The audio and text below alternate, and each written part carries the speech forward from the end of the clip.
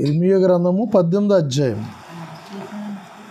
చదువు, మొదటి నుంచి చదువు. యెహోవా యొద్ద నుండి ఇర్మియాకు ప్రత్యక్షమైన వాక్కు, నీవు లేచి కుమ్మరి ఇంటికి పొమ్ము, అక్కడ నా మాటలు నీకు తెలియజేతును. నేను కుమ్మరి ఇంటికి వెళ్ళగా వాడు తన సారె మీద పని చేయుచుండెను. కుమ్మరి జిగటమంటితో చేయుచున్న కొండ వాని చేతిలో విడిపోగా ఆ జిగటమన్ను మరలా తీసుకొని కుమ్మరి తనకు యుక్తమైనట్టుగా దానితో మరి ఒక కొండను చేశాను.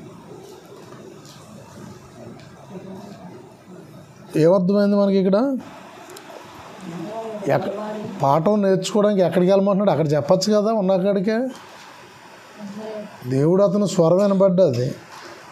ఇర్మియాకి స్వరం వినబడినప్పుడు ఏం చెప్పాలనుకుంటున్నాడో అక్కడే చెప్పచ్చు కదా. ఇర్మియాకి ఎక్కడికి వెళ్ళమంటున్నాడు?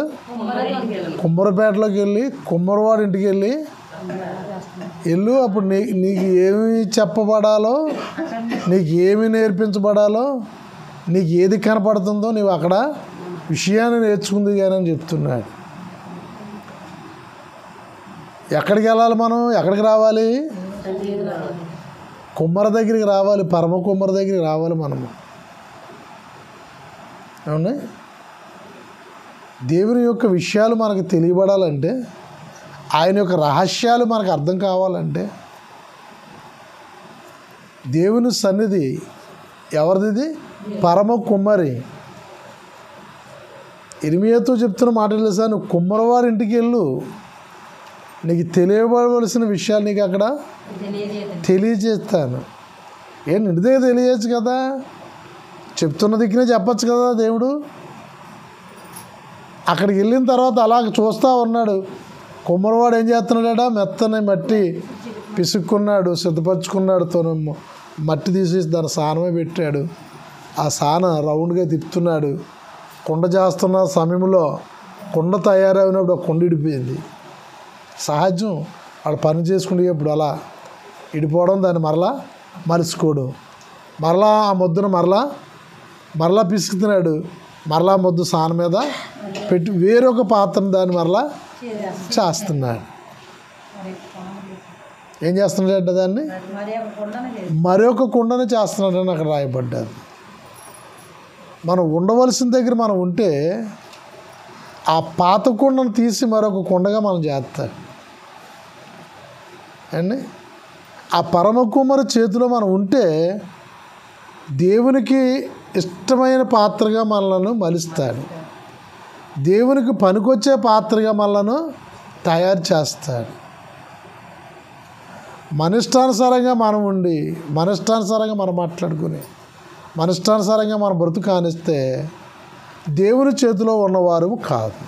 కిందన అంటాడు, ఇలాగే ఇశ్రాయేలీలు నా చేతిలో ఉన్నవారు కారా, కానీ వారి యొక్క సొంత ఆలోచనలను పెట్టి కీడు కొని తెచ్చుకుంటున్నారు అంటాడు. అక్కడ చెప్పే విషయం ఏంటంటే, కీడు వారు కావాలని కొని తెచ్చుకుంటున్నారు. మీకు ఇంకా తేటగా కావాలంటే 10వ వచనం కూడా చదవ, 10వ వచనం కానీ చదువు సార్. ఆ జనము నా మాట వినకుండా నా దృష్టికి కీడు చేసిన యెడల, ఆ జనము నా మాట వినకుండా ఏం చేస్తున్నారట? అసలు ఆ జనం ఎవరి మాట వినేవాళ్ళు? వాళ్ళు ఏమండి, ఎవరి మాట వినాలి? దేవుని మాట వినేవారు. వాళ్ళు దేవునితో ఉండవలసిన వారు. దేవుని మాట వింటున్నారంటారా జనము? దేవుని జనంగా మనము దేవుని మాట వింటున్నావా? మనము ఒకసారి పరీక్షించుకుని చూడండి. దేవునితో ఉంటున్నామా? ఏమండి, దేవునితో సావాసం చేస్తున్నామా? కీర్తన గ్రంథంలో అంటాడు, నువ్వు దేవుని సన్నిధిలో నీ జీవితకాలం అంతయు కూడా లేనట్టే ఉందంటాడు. కీర్తన గ్రంథంలో ఎలా ఉందంట? లేనట్టే ఉంది. నీ జీవితకాలం అంతయు దేవుని సన్నిధిలో లేనట్టే ఉంది. మనం ఎంత ఉన్నట్లుగా ఉంటున్నాం, ఎంత ఉంటున్నాం. మన గురించి ఎంత ప్రార్థన చేస్తున్నాం, మన పిల్లల గురించి ఎంత ప్రార్థన చేస్తున్నాం, మన కుటుంబం గురించి ఎంత ప్రార్థన చేస్తున్నాం. అలాగే ఇంకాను మన ఇరుగు పొరుగు వారి గురించి ఎంత చేయాలి, మన బంధువుల గురించి ఎంత చేయాలి, నశించిపోతున్న వాళ్ళ గురించి ఎంత చేయాలి. ప్రార్థనకైనా లెక్క ఉందంటారా? అసలు లెక్క ఉందంటారా? పిల్లలు రాయడం ప్రారంభించిన నుంచి కూడా తెల్లగడ్డ ప్రతిరోజు కూడా ప్రత్యేకంగా 10th క్లాస్ పిల్లల గురించి ప్రార్థన చేస్తున్నారు. ఎవరి గురించి? మన పిల్లల గురించి. నాకు బాగా జ్ఞాపకం, 7వ తరగతి చదివి మోజేసు మానేసిన తర్వాత మళ్ళీ తనకి 10th క్లాస్ కడతానని తన చదువు గురించి మన ఇంట్రెస్ట్ చూపించినప్పుడు పాస్టర్ గారు ఈయన 2 గంటల నుంచి రాస్తాడని చెప్పినప్పుడు 2 గంటల నుంచి సాయంత్రం 4:30 వరకు కూడా ఆడు పరీక్షలు రాసి ముగించే వరకు కూడా ప్రార్థనలోనే ఉన్నారు. దేవుని స్తోత్ర. ఆ సంవత్సరం దివ్యంగా 10th క్లాస్ ప్రైవేట్ కట్టిన సరే పాస్ అయిపోయాడు. అండి ఘనమైన మార్కులు ఎవరు రాలేదు. ప్రైవేట్ కట్టినకి ఎక్కడ వస్తాయి? మొత్తమే 10th నుంచి ఇంటర్కి చదవడానికి అభ్యంతరం లేకుండా అప్పుడు కూడా ఇంకా పని చేస్తానే రాజాడు 10th కూడా తాపిమేస్తులతో ఎలపర పనికి వెళ్తూ. మరి ఎంత మీరు ప్రార్థన చేస్తారో మీ పిల్లలు నాకు తెలియదు. ఎన్ని గంటలకమ్మా అక్కడ రాయడం అంటే 2 గంటలకి అని చెప్పాడు, అంతే. వెళ్ళాడు, ప్రార్థన చేయించుకుని వెళ్ళాడు. 2 గంటలకి నుంచి మరలా ఇంటికి వచ్చే వరకు అంత ప్రార్థన ఉండాలి మన కుటుంబం కొరకు. 10వ వచనంలో ఏమంటున్నాడు తెలుసా? అసలు ఆ మాట విన్నట్లు వారికి అయిపోయారట దేవుని ప్రజలు. ఆ జనము నా మాట వినకుండా నా దృష్టికి కీడు చేసిన ఎడల దానికి చేయదలసిన మేలు గూర్చి నేను సంతాపపడుదును. ఏమండి? ఆ మాట వినకుండా అయిపోయారట దేవుని ప్రజలు. మాట వింటలేదట. ఎంత ఏడుస్తుండో, సంతాపం పడుతున్నాను అంటున్నాడు. కీడు రాకుండా ఉండాలని, శోధన రాకుండా ఉండాలని, బాధపడకుండా ఉండాలని మనం ఏడుస్తున్నాడు మన గురించి ఆయన. అండ్ ఎబ్రి పత్రికలో మనకు కనపడుతుంది మన పక్షాన్ని ఆయన చెప్పశక్యం కానీ మూలుగులతో ప్రార్థిస్తున్నారట ప్రభువారు మన కొరకు. మనం ఏం చేస్తున్నాం? ప్రత్యేకంగా మన కుటుంబం గురించి కానీ మన సంఘం గురించి కానీ ఒక ప్రత్యేక ప్రార్థన ఉందా మన జీవితంలో? ఎప్పుడు ఈ ప్రార్థనే? ఏంటి చెప్పండి? ఇవ్వండి ఇవ్వండి ఇవ్వండి ఇవ్వండి. దేవుని ఎప్పుడూ కూడా వీళ్ళు రక్షణలోకి రావాలి, వీళ్ళు రక్షింపబడాలి, అదేట మారు మనసు కలిగిన రక్షణ సువాసన కలిగిన ప్రార్థన ఉండాలండి మన దగ్గర. ఈ ప్రజలు ఏమైపోయారట? ఇర్మియా ఏమో అక్కడికి వెళ్ళి నేర్చుకోమని చెప్తున్నాడు. 1వ వచనంలో 10వ వచనంలో చూస్తే ఎందుకు 1వ వచనం రాయించాడంటే వీళ్ళు ఎక్కడున్నారు? వీళ్ళు పరమ కుమారి చేతిలో ఉండవలసిన మనుషులు. అంటే వీళ్ళని ఎలాగైనా నేను మలుచుకుంటాను, కానీ వీళ్ళ నా చేతిలోంచి వీరు జారిపోయారు, నా చేతిలోంచి వీరు పక్కకి పోతున్నారు. నేను మలసవలసిన వీళ్ళని అనుకూలమైన పాత్రలుగా, అమూల్యమైన పాత్రలుగా నేను మలసాలనుకుంటున్నాను, కానీ వీళ్ళు ఎలాగైపోయారని 10వ వచనంలో చెప్తున్నారు. కాబట్టి నీవు వెళ్ళి యూదా వారితోనూ యెరూషలేము నివాసులతోనూ ఇట్లనుము, యెహోవా సెలవిచ్చిన మాట ఏదనగా, మీ మీదికి తెచ్చుటకై నేను కీడును కల్పించుచున్నాను, మీకు విరోధముగా ఒక యోచన చేయుచున్నాను. మీరందరూ మీ దుష్ట మార్గములను విడిచి మీ మార్గములను మీ క్రియలను చక్కపరచుకొనుడి. ఏమంటున్నాడు ఆయన? దుష్ట మార్గములను విడిచి మీ క్రియలను మీ యొక్క మార్గములను చక్కపరుచుకోవాలంటండి. అవకాశం ఇచ్చాడు దేవుడు. మరియమ్మ గారు ఇప్పుడు చక్కపరుచుకోవాలంటే ఇంకా అవుద్దా? వారి క్రియలు వారి వెంట వెళ్ళును అని రాయబడ్డది బైబిల్ గ్రంథంలో.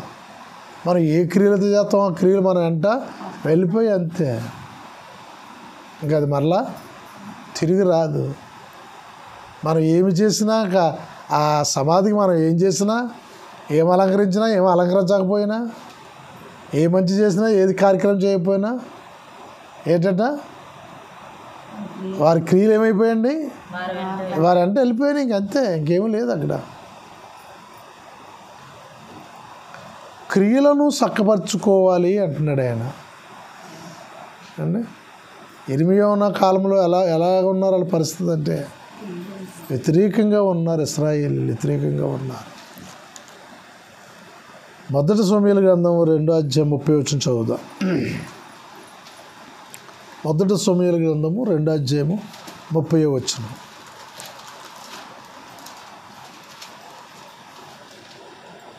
నీ ఇంటి వారును నీ పితరుని ఇంటి వారును నా సన్నిధిని యాజకత్వమును జరిగించుదురని యెహోవా ఆజ్ఞ ఇచ్చుచున్నాను. ఏమని చెప్తున్నాడట? నీ ఇంటి వారును నీ పితరులు ఇంటి వారును నా సన్నిధిని మీరు యాజకత్వము జరిగించవాలనని యెహోవా ఆజ్ఞ ఇచ్చుచున్నాను. దేవుడే ఆజ్ఞయిస్తా ఉన్నాడు. ఇప్పుడు అది నా మనసునకు కేవలము ప్రతికూలమై అయినని ఇశ్రాయేలు దేవుడైన యెహోవా సెలవిచ్చుచున్నాడు. కావున యెహోవా వాక్కు ఏదనగా, నన్ను గణపరచు వారిని నేను గణపరచెదను, నన్ను తృణీకరించిన వారు ఉందురు. నన్ను గణపరచిన వారిని నేను గణపరచెదను. తృణీకరించిన వారు చూసారా, దేవుణ్ణి ఏం చేయాలట? గణపరచాలి. దేవుడిని అది ప్రార్థించడంలో కూడా దేవుడు గణపరచాలి. ఆయన ఇశ్రాయేలు చేయు స్తుతుల మీద ఆసీనుడు. దేవుడు పరిశుద్ధుడు పరిశుద్ధుడు పరిశుద్ధుడు అని గాన ప్రతిగానము చేసేయట దూతలు. గణపరచాలి ఆయన నామమును. ప్రార్థించడంలో కూడా చాలా నేర్చుకోవాలి ప్రియులరా. దేవుని ఏం చేయాలట? గణపరచాలి. ఆయన ఎవరైతే గణపరుస్తారో నేను వారిని గణపరుస్తాను. ఏమిటి దేవుడు మనల్ని గణపరచాడంటే ఏం చేస్తాడండి? దేవుని స్తోత్ర. నేను మా ఆత్మీయ సంఘంలో మానేసాం మేము. ఎందుకని? సంఘం యొక్క నడిపింపు విధానము వాక్యానుసారంగా లేదని వెళ్ళడం మానేసాం. మేము బాప్తిసం పొందిన సంఘానికి నేనే సువార్త చేయడం ప్రారంభించాను. మా పక్క వీధిలో ప్రార్థన పెట్టించుకుంటున్నారు మా వాసరామ్ గారితోనే. మరి వాళ్ళు మమ్మల్ని కాకేసినప్పుడు వెళ్ళాలా వద్దా? ఆ సంఘంలో ఒకవేళ వెళ్ళకపోయినా ఏం చేయాలి? వెళ్ళాలంటే ఎప్పుడో కాదు, ఫస్ట్నే ఏ ప్రార్థనకి వెళ్ళినా పాస్టర్ గారు నేను కూడా వెళ్ళి కూర్చున్నాం. ఇంక మా ఆత్మీయ తల్లి గారు వాక్యాలు తీసిరాయాలా అండి. ఇంటికి నేను ఏడుస్తూనే వచ్చాను. ఎందుకని? ఆవిడ బాధ ఆవిడది. 2 ఆత్మలు పోయాయంటే ఎక్కడ పోయాం మేము? దేవుని పనిలోకి వెళ్ళిపోయాం. ఆ సంఘం నుంచి సేవ చేస్తున్నాం, సువార్త ప్రకటిస్తున్నాం, వేలాది పత్రికలు లెటర్ల ద్వారా రాసి రప్పించి పంచిపెడుతున్నాం, అనేక చర్చిల్లోకి వాక్యం ప్రకటించడానికి వెళ్తున్నాం. మీరు ఆశీర్వదింపబడరు, మీరు నశించుతారు. మీరు నా సేవకురాలు మాట ధిక్కరించిపోతారు, మీరు నాశనం అయిపోతారు. ఎన్నెన్ని మాటలు మాట్లాడింది పాపం. నిజాన్ని చెప్పాలంటే అప్పుడు చాలా నాకున్న శ్రమలే చాలా ఎక్కువ ఉన్నాయి నా మీద. అలాంటి టైంలో ఆవిడ సేవకురాలు నోటండి అలాంటి మాటలు వాక్యములు అందరిని అన్నట్టుగా అనేసింది అనమాట. అందరిని ఎందుకంటే అది అక్కడ ఉండవలసింది పడవలసింది నేనే. దేవుని స్తోత్ర. దేవునికి ఇష్టలుగా మనం ఉంటే ఏ శాపనార్థాలు మన దగ్గరికి ఎందుకు వస్తాయి అండి? ఏం చేస్తారు అక్కడికి వెళ్ళి? ఆయన ఇశ్రాయేలు శపించడానికి ఆయన కొండ ఎక్కితే ఈ నోటంటే దీవుల్లో వస్తున్న శాపనకారాలు మాయమైపోయాయి. దేవుని స్తోత్ర. మరొకసారి చదవండి. ఇప్పుడు చదివింది మళ్ళీ చదువుదాం. 30వ వచనం చూడండి. ఇంటి వారును నీ పితరుల ఇంటి వారును నా సన్నిధిని యాజకత్వం చేయాలి. ఏం చేయాలట? ఆనాడే కాదు ఈనాడే కాదు, మనం ఏం చేయాలంటే దేవుని సన్నిధిలో యాజకత్వం. యాజకత్వం అంటే ఏంటి? యాజకత్వం అంటే ఏంటి చెప్పండి? ఒకటి, అక్కడికి వచ్చిన బలిపశుని బలి అర్పించాలి. ధూప నైవేద్యములు దేవునికి వేస్తూ ఉండాలి, ధూపం వేయాలి. యాజకుడు ఏం చేయాలి?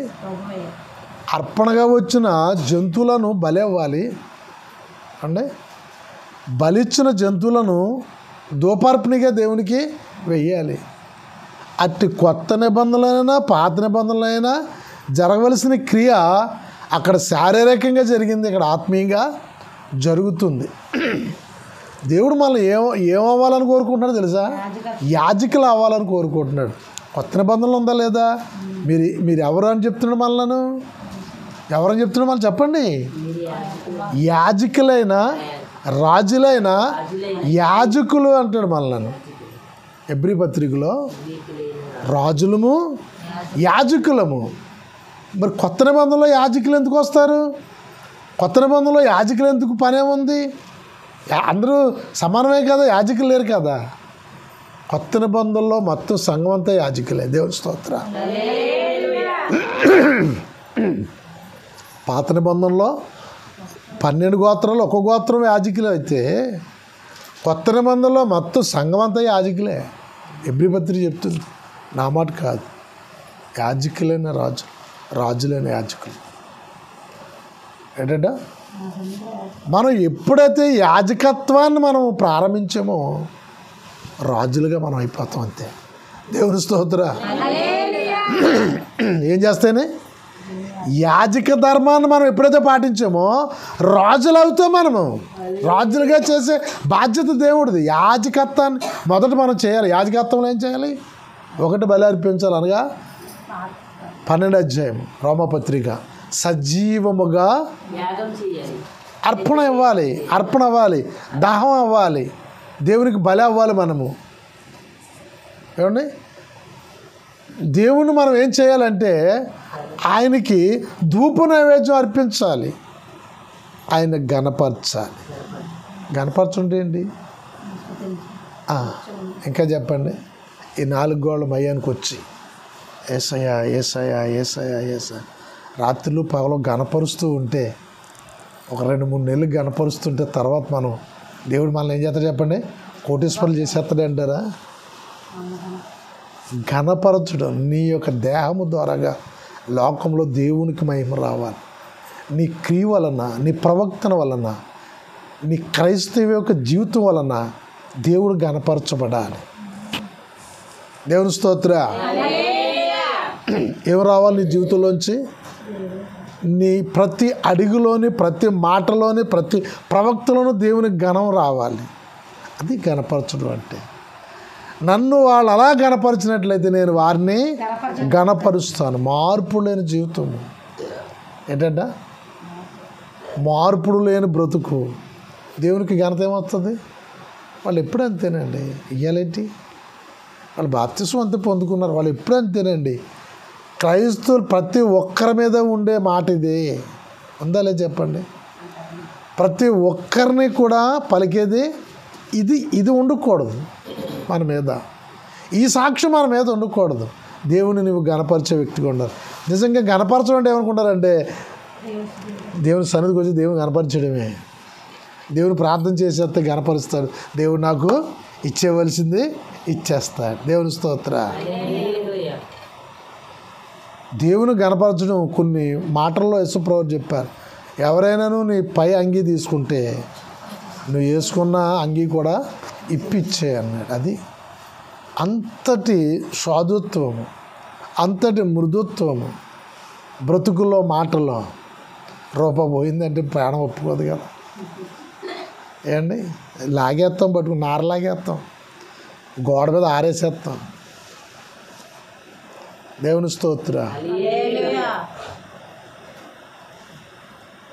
ఒక్క వంతు పోతే నీకు 7 వంతులు నేను ఇస్తాను. వదిలిపెట్టారు.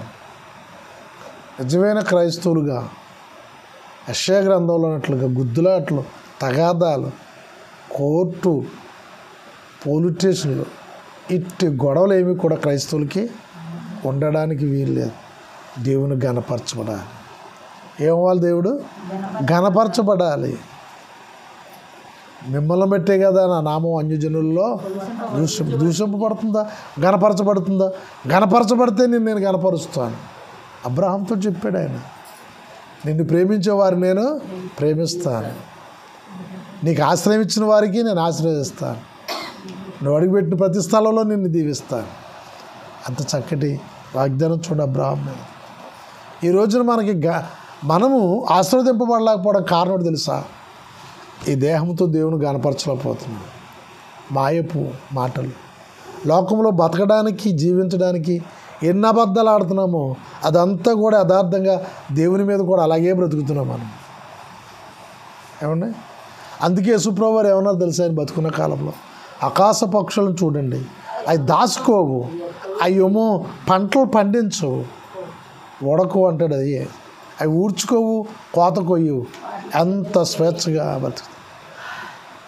ఈ అడవిలో ఉన్న పూల చెట్లు చూడండి, వీటికి ఎవరు నీళ్ళు పోయరు, ఎవరో పెంచుకోరు, ఎవరు వీటికి ఏడియాచన చూడరు, చక్కగా పోస్తాయి.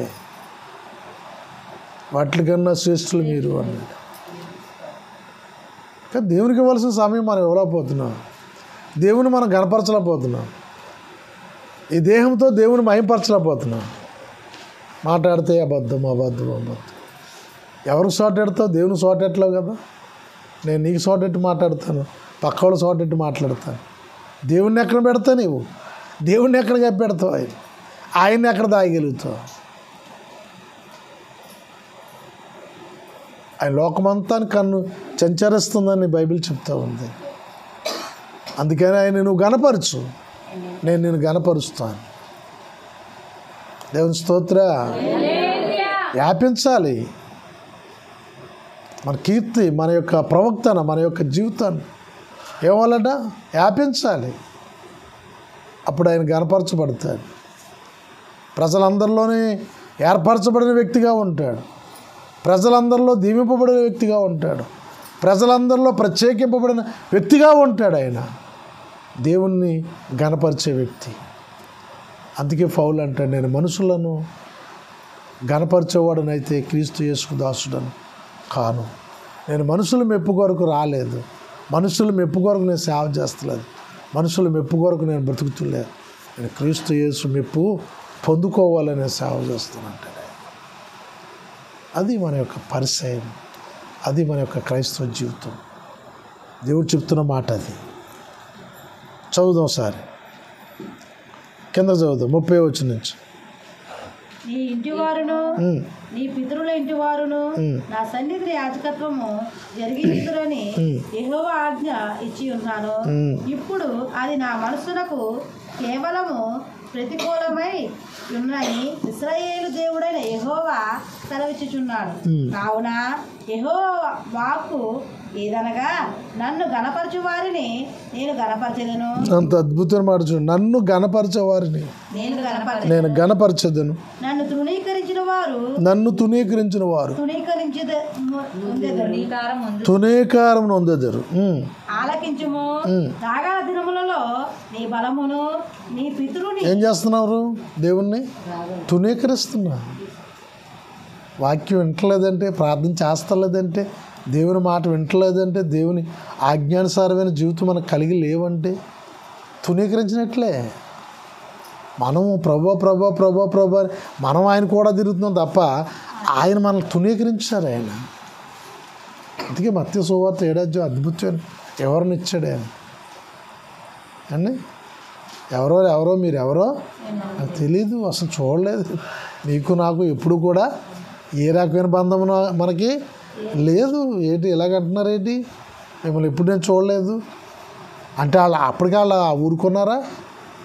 ప్రభు సారి ప్రార్థన చేస్తే దెయ్యాలని కూడా 100 దెయ్యాలు పోయే నేను ప్రార్థన చేస్తే అవ్వచ్చు, కానీ మీరెవరో నాకు తెలియదు.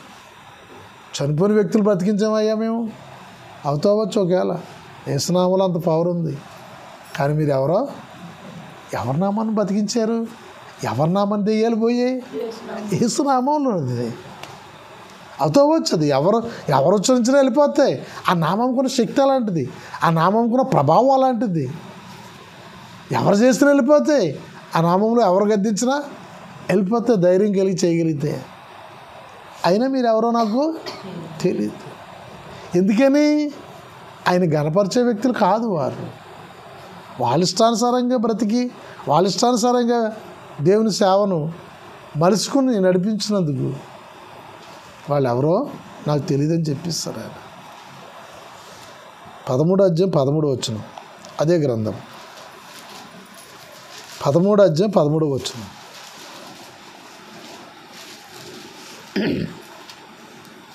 అందుకు సమూయేలు ఇట్లనెను, నీ దేవుడైన యెహోవా నీకిచ్చిన ఆజ్ఞను గైకొనక నీవు అవివేకపు పని చేసితివి.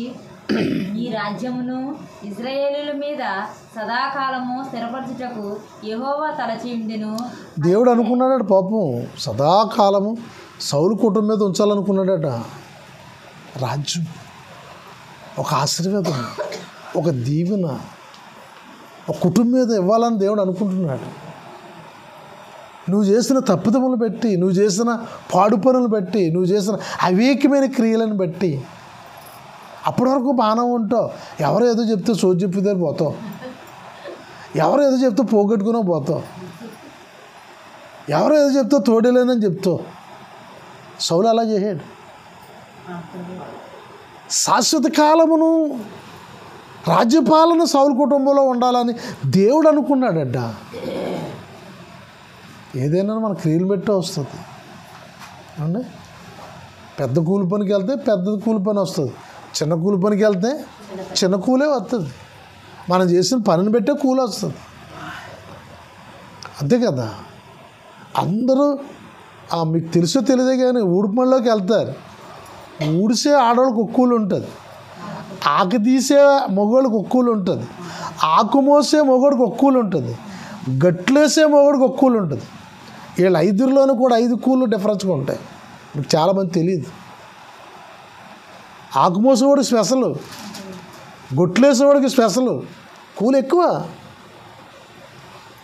ఆకు తీసేవాళ్ళకి వాళ్ళందరికీ ఒకటి, వాళ్ళకి తక్కువ వాళ్ళకి. ఎందుకని? వీడికి శ్రమ ఎక్కువ పడుతున్నాడు కాబట్టి. ఇప్పుడు అంతా పని విధానమే మారిపోయింది లేండి. ఇప్పుడు అంతా కూడా ఆకోసి పని లేదు, ఆకు తీసే పని లేదు, ఇత్తనమే చల్లేస్తున్నారు ఎదసేని కింద. దేవుడు చెప్తున్న మాట మనం గమనిస్తే, నన్ను గణపరచు, నిజంగా నేను నిన్ను గణపరుస్తాను. అక్కడ చెప్తున్నాడు అంతా. నాకు చాలా ఆశ్చర్యం వేస్తుంది 13 చదువుతున్నప్పుడు. దేవుడు అనుకున్నాడట ఆ యొక్క రాజ్య పాలన సదాకాలం నీ కుటుంబం మీద ఇవ్వాలనుకున్నాను నేను. ఏమండి,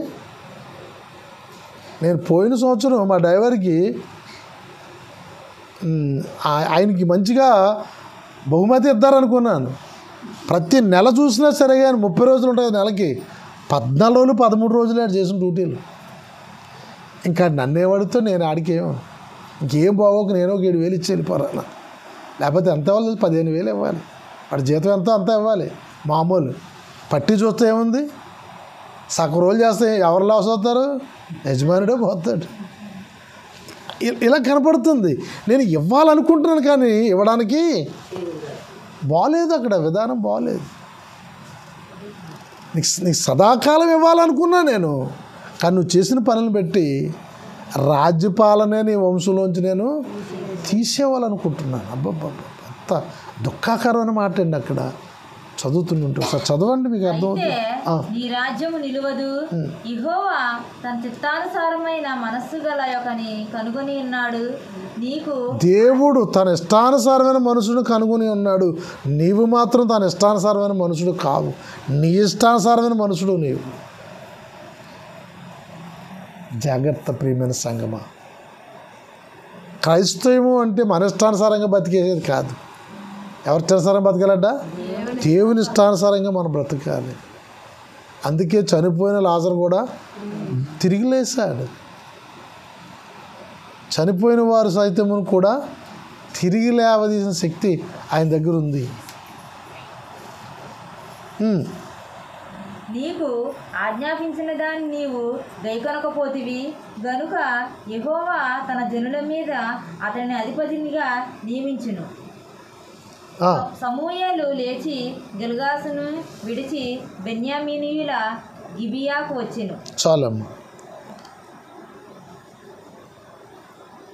ఏజ్కేలు చదువుతాం 33:18.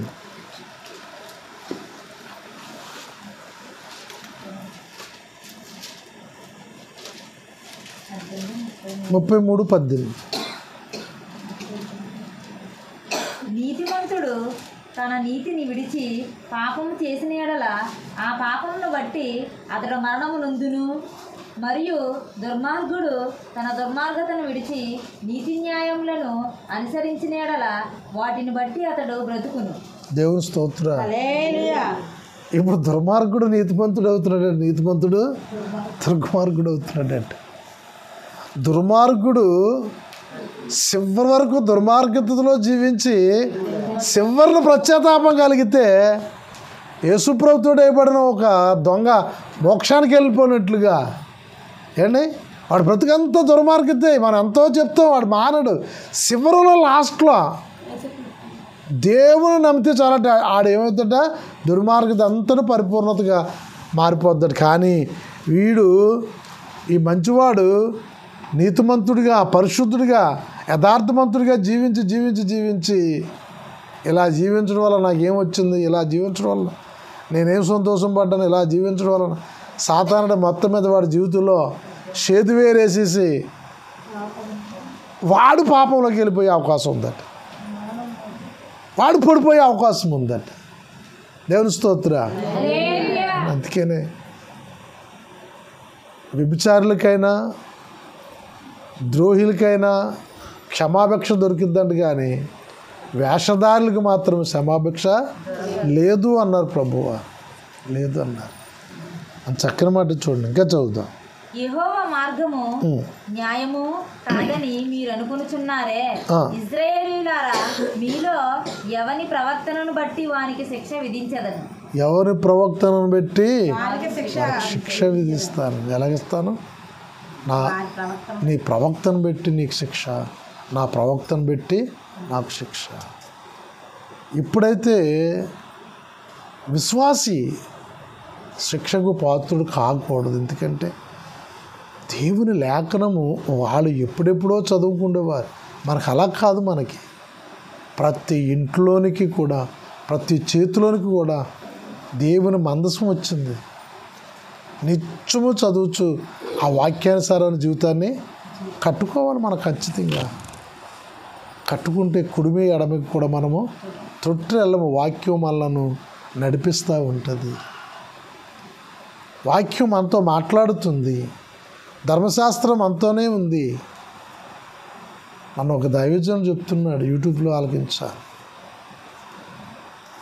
యర్థముగా కూర్చునే కన్నా ఇద్దరు ముగ్గురు కూర్చుని దేవునితో మాట్లాడుతూ ఉంటే దేవుడు మీ మధ్యనే కూర్చున్నాడు కదా, మీతోనే ఉన్నానని ఆయన చివరి వాగ్దానం అదే కదా.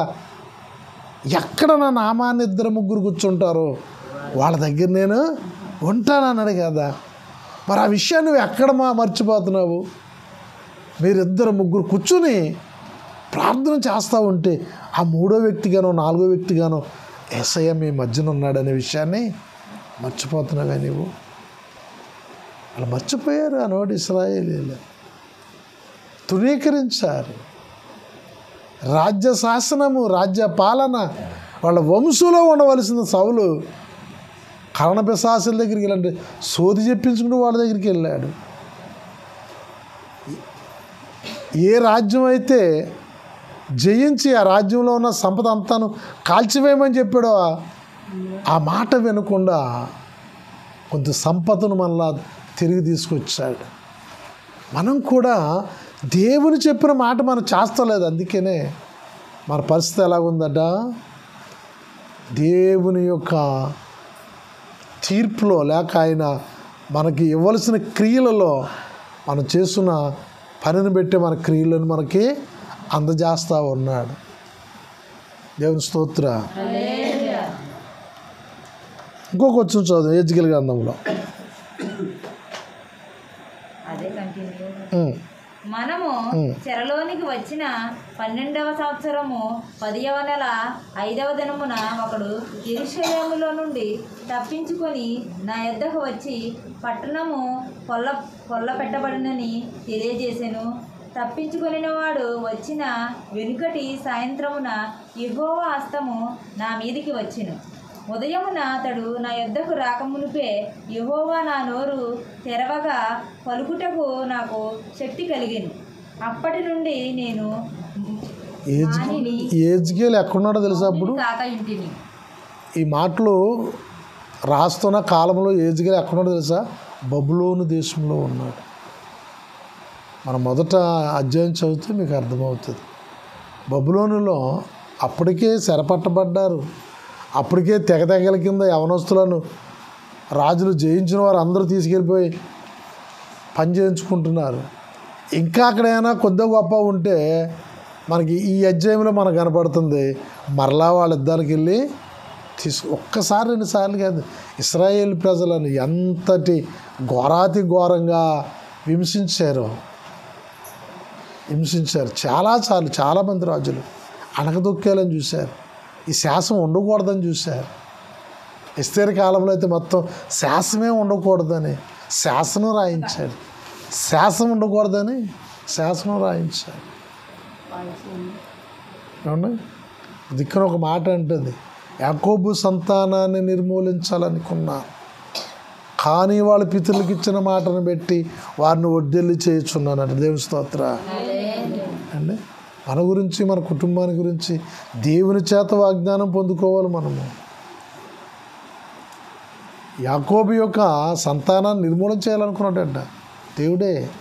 వారు చేసిన అగాత్యాలు అలాంటివి, అంత ఘోరమైన పరిస్థితితో అయినా దేవుడు చేత అభయం పొందిస్తుంది ఆ సంతానము అండి. ఇప్పుడు మనం ఆ సంతానం యొక్క వారసులము. దేవుని స్తోత్ర. వారసులం కాదా మనము? అబ్రహాముకు మనము వాగ్దాన పుత్రులము. ఏ పుత్రులు మనము? రక్త సంబంధ పుత్రులు కాదు, వాగ్దాన పుత్రులు మనం. నిజంగా ఆ కాలంలో వాగ్దాన పుత్రుడు ఇసాకుని కాని ఉంటే ఈ రోజున కోట్లాది జనము విశ్వసించిన విశ్వాసులందరూ కూడా అబ్రహాము వాగ్దాన పుత్రులు మనందరూ కూడా. కాబట్టి మనం ఈ రాత్రి నేర్చుకోవాల్సిన విషయం ఏంటంటే దేవుని గణపరిచేవారుగా మనం ఉండాలి, దేవుని సంతోషపరిచేవారుగా మనం ఉండాలి. ఈ మట్టి ఘట్టం వల్ల దేవునికి మహిమ తెచ్చేవారుగా ఉండాలి. దేవుని మహిమపరచాలి. ఈ దేహము ఏం చేయాలి? దేవుని మహిమపరచాలంటే ఏం చేయాలా? ఈ దేహము పాత క్రియలు ఏదైతే చేసిన దాన్ని ఇడిచిపెట్టాలి, దాన్ని కట్ చేయాలి.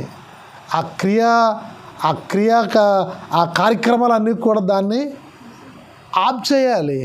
మనకు ఒక సాక్ష్యము, మన సొంత గ్రామంలో మనకు ఒక సాక్ష్యము తెచ్చుకోవాలి. దేవుని స్తోత్ర.